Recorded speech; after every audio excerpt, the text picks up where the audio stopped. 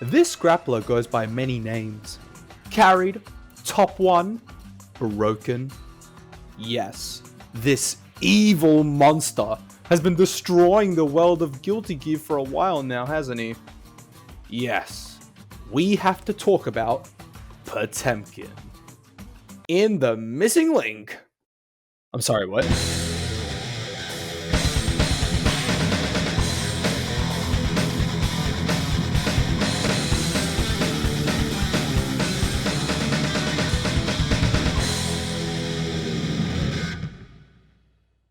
This is Potemkin in Guilty Gear The Missing Link, a character so hated and strong in the thriving meta of this game. He is so disliked that no one dares to play him because of how frustratingly powerful he is on offense, neutral, combo game, with great and easy ways to convert into knockdown, defense, oh shit. Alright, enough kidding around. Missing Link Potemkin. Let's talk about him for real. First, let me just...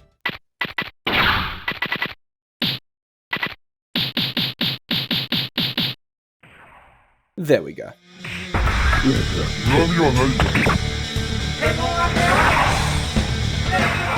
The Guilty Gear grappler in all his glory. Almost all of it. Potemkin here is almost missing everything. He's got Potemkin Buster, of course, and Mega Fist, but he's lacking all his tools of today. Hammerfall, FDB, Heat Knuckle, you know, the things you'd expect. But no, instead he has Gravitational Slam, which is basically just a really bad slide head, but it is a bit unique. He also has Nitro Hook, a move that makes him slide forward, kind of like Hammerfall, but instead of a strike, it's a grab. We'll get into his special moves a little later. For now, let's talk about his normals. I can't believe I've got to make a little segment for something as small as his P normals, but let me bring this up. When you think of Ps, you'd expect they'd be quick, right? A move so fast and relatively safe, you could mash it on defense to sometimes fight out of a bad situation, right? Well, not this 5P. It takes 10 frames to start up, and is minus 12 on block, as well as minus 5 on hit. If you want to stay safe at the very least, you'll have to Gatling into another button or cancel with the special. 2P has roughly the same frame data, but has better range than 5P, which is fine, I guess. I love that Dust Loop kind of glazes this button for being better than 5P, but it's still so nothing. Like, oh wow, 2P has exactly one less frame of startup than 5P, but it's still minus 12 on block and minus 5 on hit. Potemkin also has 6P, but it's not his AntiAir like in the other games.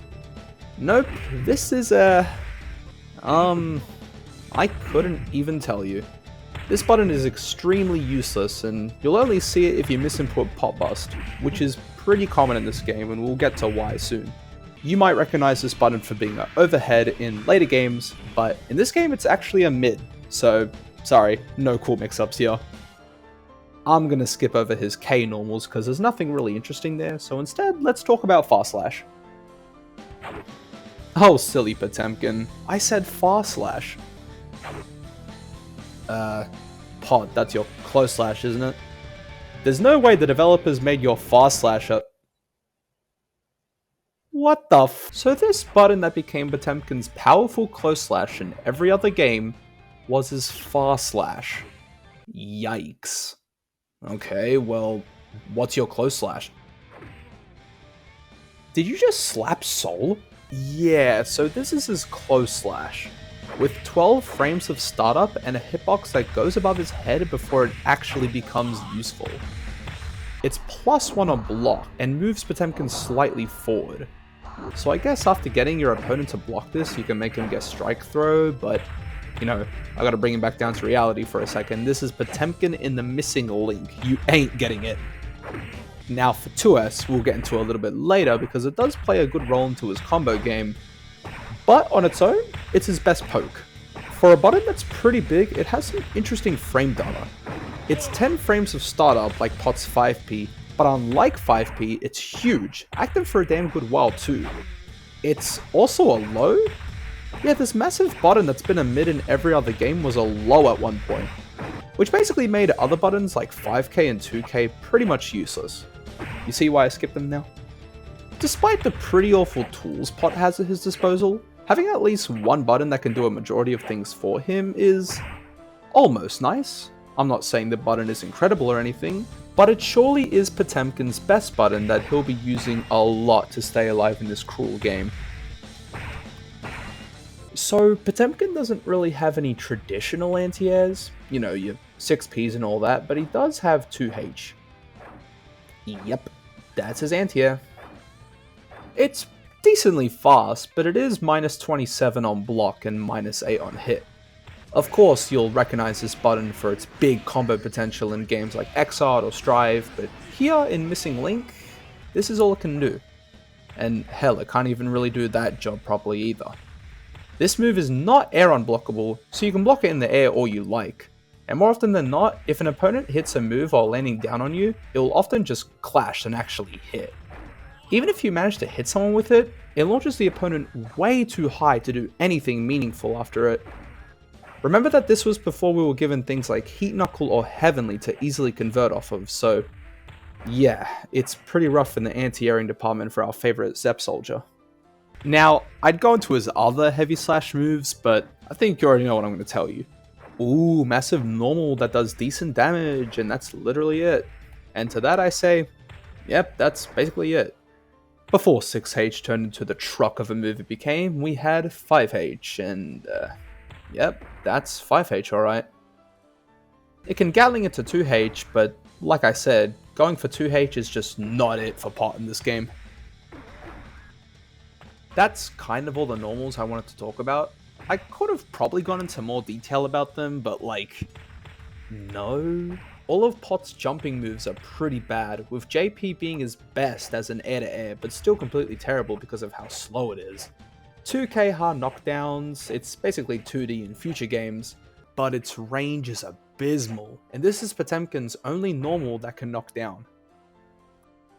Anyway, that's it for normals. Let's talk about specials. Like I said before, Potemkin Buster is here, and it's still Pot Bust, luckily. However, using it on offense is not what you want. In this game, Pot Bust doesn't have its extended range that it was given in other games, so if you want this move to come out, you basically have to be touching shoulders with the opponent. What you actually want to be using Pot Bust for is on defense. With exactly one frame of startup, any gap in an opponent's offense is yours for the taking. As long as they're right up in your face, I guess. You can option select this move with insta-kill to catch opponents trying to fuzzy jump out of your Pot Bust. Mega Fist is here too, and it's one of Potemkin's main tools for getting in. While back Mega Fist is not great, forward Mega Fist is one of his good moves. It goes a pretty good distance and is super disjointed, and leaves Pot at +8 on block. Because of these benefits, spamming it is a legit strategy to win with this character.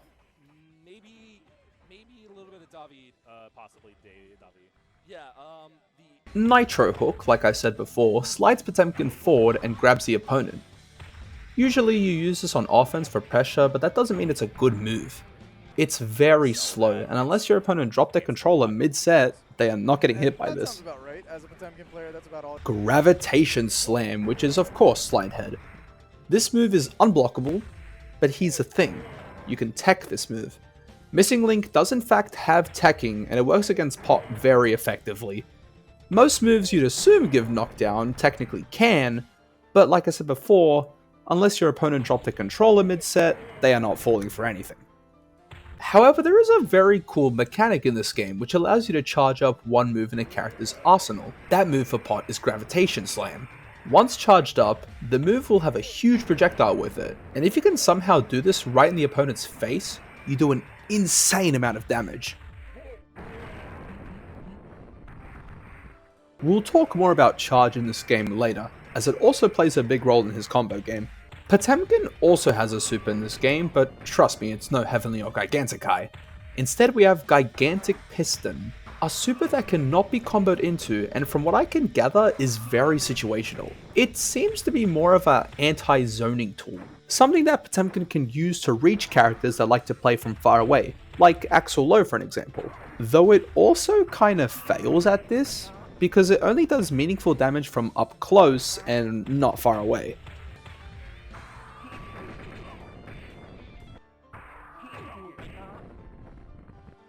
Let's quickly talk about insta-kills here because, as you might know, Missing Link is very infamous for them. Potemkin's is more on the less ridiculous side of insta-kills. Like I said before, it's a good option to catch opponents fuzzy jumping away from you, but can also be used as an anti-air, better than 2H at least. Pot's hurtbox goes all the way down to his feet, and IK's hitbox covers a good amount of space above him. That's it for his moves. Let's actually talk about his combo game now. Just like insta-kills, another very infamous thing about this game is the infinites. Most characters in this game have infinites, though we aren't talking about a good character here, are we? So no, in this game where infinites thrive, Potemkin does not have any due to how his moves work and his overall mobility. Instead, Potemkin has to rely on the tech that's used for infinites by a lot of characters to create very lackluster combos. His main combo tools are 2S, Mega Fist, and Charge Cancelling. What is Charge Cancelling, you may ask? Well, do you remember what I said earlier? That you can charge one of the moves in a character's arsenal? Well, charging is not its only use.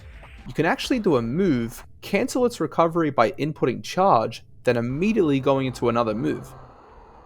This technique is what allows the caster to do their infinites, except for Pot. Pot can only really charge cancel into 2S, so he can finish up with Mega Fist, his combo ender. So this is how all of Potemkin's combos in this game are structured.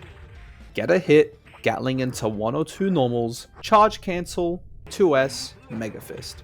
All for about 20%. This might look like a decent amount because of how small the health bar looks, but there's actually 2 health bars. There's the green one, of course, and right under it is the yellow one, which is basically the second part of a full health bar. So yeah, all that for no useful conversion, no knockdown, and you have 0 frame advantage right in front of the opponent's face. You know what happens now, right?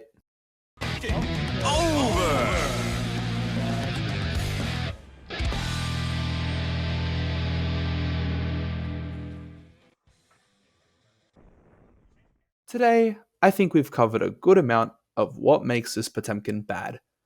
The slow and clunky mess of a character who can't, due to a lack of any tools given to him, and what tools he was given are not very functional either. So in conclusion, this character is carried as shit, man. I'm so glad they made him a humble working low tier in the later games. Phew!